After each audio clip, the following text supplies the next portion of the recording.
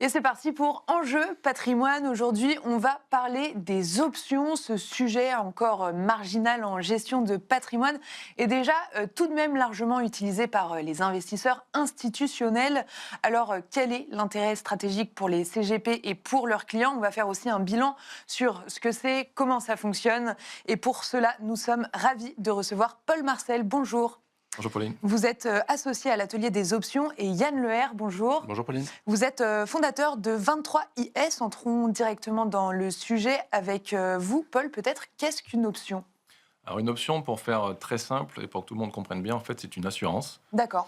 Donc tout le monde a déjà acheté une assurance pour protéger sa voiture, par exemple. Bah, une option, c'est exactement ça, c'est l'assurance des marchés financiers.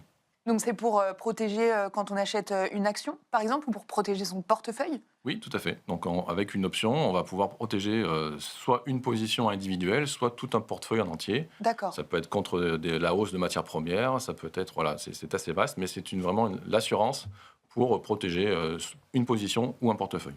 Et du coup, il y a une différence entre les options d'achat et les options de vente, put et call, Oui, c'est ça? tout à fait. Oui. Est-ce qu'on peut préciser un petit peu Voilà. comment ça fonctionne et ce que c'est? Oui, très bien. Et il y a deux types d'options. Donc, des calls, donc c'est une option d'achat, et des puts, qui est une option de vente. Donc, par exemple, je vais garder le parallèle avec l'assurance de voiture, par exemple. Si on veut protéger une position, on va acheter un put. Mm. Donc, c'est s'il arrive un accident sur sa Voiture. position, alors sur sa voiture, le fait d'avoir une assurance, on ne paye qu'une petite prime. Et par contre, on se protège contre éventuellement un crash de voiture, donc on va dire un accident assez important. On peut donc avoir une protection importante par rapport à la petite prime qu'on a payée. Et est-ce que ça fonctionne vraiment comme les assurances de voiture? C'est-à-dire que, par exemple, si on a eu trop d'accidents, on a un malus après? Alors ça, c'est ce qu'on va appeler la volatilité, effectivement, tout à fait, la volatilité implicite. Typiquement, par exemple, quand on a eu, il y a quelques mois, on a eu la dissolution de l'Assemblée nationale par Emmanuel Macron. Voilà, lorsque la nouvelle est tombée, la volatilité implicite sur le CAC 40 a explosé. Et donc, acheter une protection sur le CAC 40 après l'annonce coûtait beaucoup plus cher Qu'avant. que la veille. Ah oui. Voilà, parce que cette volatilité implicite a augmenté. En fait, la volatilité implicite, c'est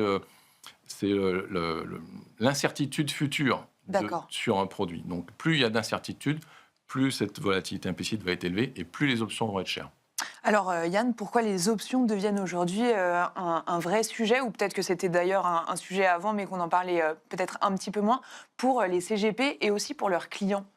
Alors les options, ça a toujours été un sujet, mais ça a toujours été réservé à une catégorie d'investisseurs un peu sophistiqués. Mm. Pour rebondir sur ce que disait Marcel, effectivement, il y a Paul. deux types de Paul, pardon, il y a deux types d'options. On a les options d'achat, donc les calls, qui permettent de prendre une exposition à la hausse avec du levier.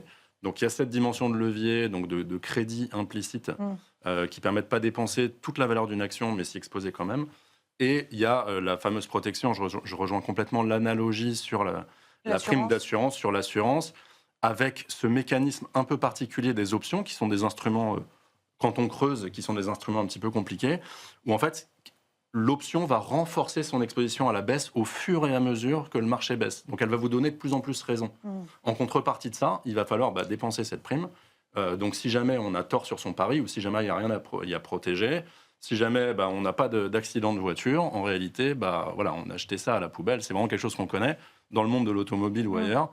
Mais sauf que l'automobile, on est obligé de la couvrir, alors que son portefeuille, on n'est pas obligé de le couvrir. Ah oui. Alors, pourquoi c'est important aujourd'hui? On a beaucoup de commentateurs et d'investisseurs qui nous disent le marché est au plus haut, on a peur, c'est la bulle sur l'IA, etc. etc. C'est vrai que de toute manière, les marchés actions aujourd'hui enchaînent les records, que ce soit aux États-Unis et surtout en Europe, là, sur les derniers jours.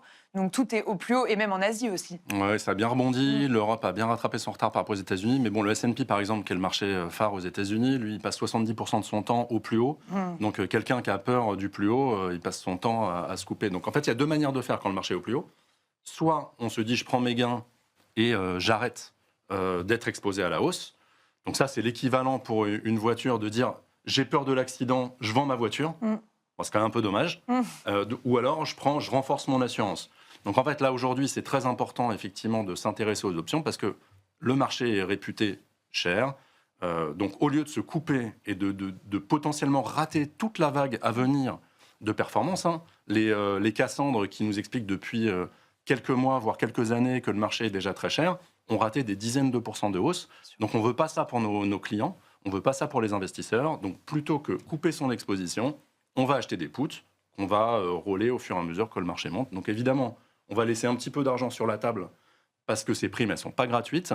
Mais il faut savoir qu'en ce moment, la volatilité, le risque perçu par les marchés est assez faible. Donc la volatilité implicite est relativement bon marché, ce qui fait que la prime d'assurance, elle est bon marché. Donc c'est vraiment un bon moment pour rester exposé au marché. Évidemment, ce n'est pas un conseil d'investissement qui s'applique à tout le monde. Non, bien sûr. Mais c'est un bon moment pour rester exposé, mais avec peut-être une protection à laquelle on n'avait pas pensé il y a encore quelques mois pour les plus optimistes. Vous parliez tout à l'heure, Yann, de la complexité des options. Paul, est-ce que c'est un frein réel, cette complexité, selon vous? Parce que là, vous nous avez quand même expliqué les options d'une manière assez simple, finalement.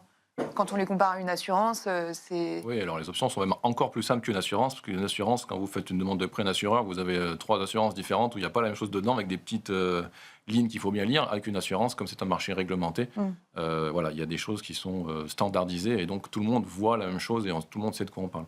Alors, c'est vrai qu'on ne va pas se mentir, apprendre les options, c'est plus compliqué que de simplement s'intéresser au marché et d'acheter une action. On achète une action, ça monte, on gagne de l'argent. On achète une option, ça peut monter, et en fonction de certains paramètres, on n'est pas obligé de gagner de l'argent. Donc c'est vrai que c'est un peu plus complexe. Mais je vais reprendre encore une autre analogie. On peut se déplacer en vélo, c'est assez facile. Mais c'est beaucoup plus pratique de se déplacer en voiture. On va plus loin, on va plus vite, on est à l'abri des intempéries, mais c'est plus compliqué d'apprendre à conduire que d'apprendre à faire du vélo. Il faut savoir ce qu'on veut faire sur les marchés. Est-ce qu'on veut utiliser son vélo ou une voiture? C'est la question que chacun doit se poser. Oui, et ça dépend du profil des investisseurs de chacun aussi. Tout à fait. Mais en faisant des efforts nécessaires, on apprend les options. Il faut prendre son temps, il ne faut pas avoir aller trop vite. Mais c'est un produit qui offre tellement de possibilités que ça vaut vraiment le coup de se pencher dessus. Oui, d'où l'avantage de se faire conseiller aussi par un conseiller en gestion de patrimoine sur ces sujets que vous connaissez et que vous traitez tous les jours. Oui. Alors moi j'ai un background. J'ai utilisé les options dans ma vie professionnelle depuis 20 ans dans la banque. Il faut savoir que les options, c'est vraiment la brique fondatrice dans le trading de dérivés sur les desks de dérivés actions dans les banques d'investissement. C'est la brique de couverture élémentaire. Pas pour les expositions directionnelles à la hausse ou la baisse, mais justement par rapport aux paramètres de volatilité. Donc tous les produits structurés dont on parle énormément en ce moment, ils sont couverts dans les banques via des instruments optionnels. Donc c'est vraiment notre brique quotidienne de travail quand on gère un desk de couverture de produits structurés. Et à la suite de ça, je les ai utilisés à d'autres fins dans des fonds d'investissement. Donc je connais toutes les subtilités, et c'est vrai qu'aujourd'hui, savoir que ces instruments existent sans qu'ils soient connus du grand public, c'est compliqué. C'est compliqué aujourd'hui pour un client de CGP d'avoir accès. On a un vrai problème d'accès. Quelqu'un qui est sophistiqué, qui a la culture de l'investissement, va pouvoir facilement, via un compte titre, acheter des options. Mais c'est très chronophage. Donc ça demande évidemment déjà de comprendre comment ça fonctionne. Mais c'est des produits qui ont des maturités fixes. Et donc, qu'il faut surveiller un peu comme du lait sur le feu. Il faut les relayer en fonction du scénario de marché. Il faut les revendre, les racheter, etc. C'est quand même plus pratique d'être accompagné, non? C'est plus pratique d'être accompagné, mais même pour nous, l'investissement direct en options pour nos clients, c'est chronophage. Donc en fait, ce qui me manque aujourd'hui, c'est une offre. Moi, je suis relativement surpris qu'il n'y ait pas une offre pour les retail, donc les particuliers, même qui ne sont pas extrêmement fortunés, pour acheter de la protection, sous forme d'ETF, de protection, tout simplement, et qui ne consisterait pas juste à se mettre short du marché, mais vraiment juste d'avoir des puts, d'avoir accès à ces puts de manière systématique. Donc ça, aujourd'hui, c'est une offre qui est quasiment inexistante.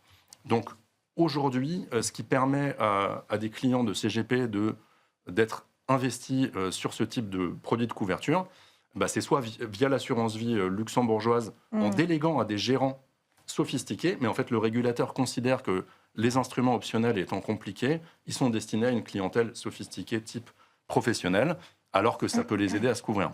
Donc, ça implique pour nous, si on veut donner accès à nos clients à ces produits-là, à de la couverture, beaucoup de pédagogie.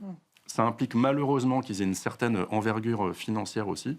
Mais en tout cas, les produits existent, ils sont juste pas accessibles à tout le monde, ce qui est vraiment dommage. Par exemple, la réglementation UCITS pénalise assez fortement ces produits-là. Donc les UCITS, c'est ce qu'on peut mettre en assurance vie française. Et malheureusement, il y a une offre quasi inexistante en assurance vie française pour l'accès à ces produits optionnels. Oui, donc encore besoin de pédagogie sur ces sujets. Et justement, Paul, donc vous faites de la pédagogie sur ces sujets et vous êtes venu avec 2 images pour nous montrer un petit peu comment ça fonctionne. Peut-être qu'on va les voir dans un instant. Est-ce que vous pouvez nous dire à quoi ça correspond et voilà. Et un exemple concret avec ces 2 images, à commencer par le put. Donc en fait, j'ai pris un exemple en imaginant qu'une personne ait acheté de l'ArcelorMittal donc en 2025, l'année dernière, à un prix moyen de 30 € par exemple. Et aujourd'hui, Arcelor est autour des 40 € quand j'ai regardé la dernière fois. Et donc, comme on est sur des marchés au plus haut et que Arcelor a beaucoup monté, la personne peut se dire « je veux protéger mon portefeuille ». Et donc, elle va acheter un put. Ok, donc c'est la première image, c'est celle-ci.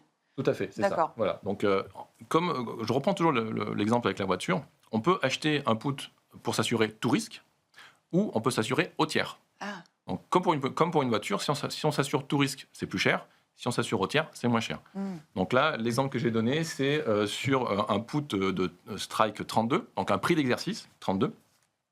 Donc la personne étant rentrée à 30 €, si elle achète un put à 32, ça sera sa protection sûre et définitive à 32 €. D'accord. Voilà. Et ça lui coûte, alors on voit sur le graphique, c'est marqué 151 €.